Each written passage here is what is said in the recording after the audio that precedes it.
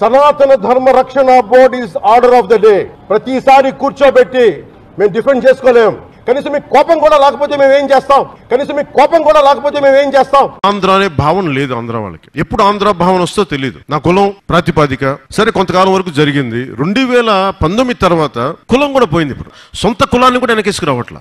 ఆంధ్ర భావన ఎలాగో లేదు. కనీసం కుల భావనను తెచ్చుకుని బాగు చేయండి రాష్ట్రాన్ని. నిజంగా మనస్ఫూర్తిగా అవుతున్నారు. నా కులం ఉంది, నాకెక్కడో మతం ఉంది.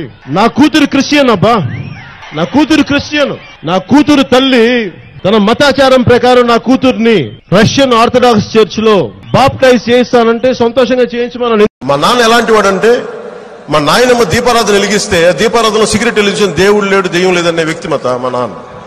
ఇది ఆడేది కొద్దిమంది రాజకీయ నాయకులు వాళ్ళు కూడా ఎక్కువ మంది ఆడేది కూడా హిందువులే కూడా చెప్తున్నారు. అసలు ఇలాంటి గొడవలు పెట్టింది హిందూ నాయకులు తప్ప మిగతా నాయకులు చేయరు. అసలు వాళ్ళకి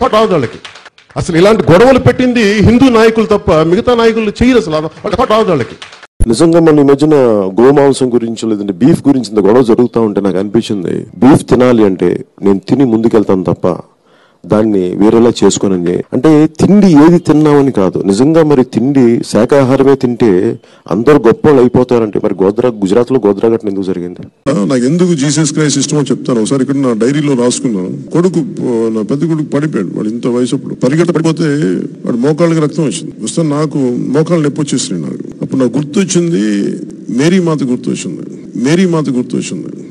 నాకు ఇష్టమైన ఎర్నెస్టో చే గెవేరా పుట్టినరోజు. రాజకీయాల స్ఫూర్తిని, పోరాట స్ఫూర్తిని తెలియజేసిన మహానుభావుల్లో ఎర్నెస్టో చే గెవేరా అతను నాకు స్ఫూర్తి. ఇప్పుడు మీరు చెప్పిన నా గడ్డం పెంచుకుంటే నాకు నిజంగా ఆనందిస్తుంది. నేను నిజంగా ఇది మనస్ఫూర్తిగా పెట్టుకున్నాను. ఇది నాకు ఇష్టంతో పెట్టుకున్నాను. జై భీమ్ అనే పదం ప్రతి ఒక్కరూ సమానం అని చెప్పేది ఆ జై భీమ్ అనే నినాదం.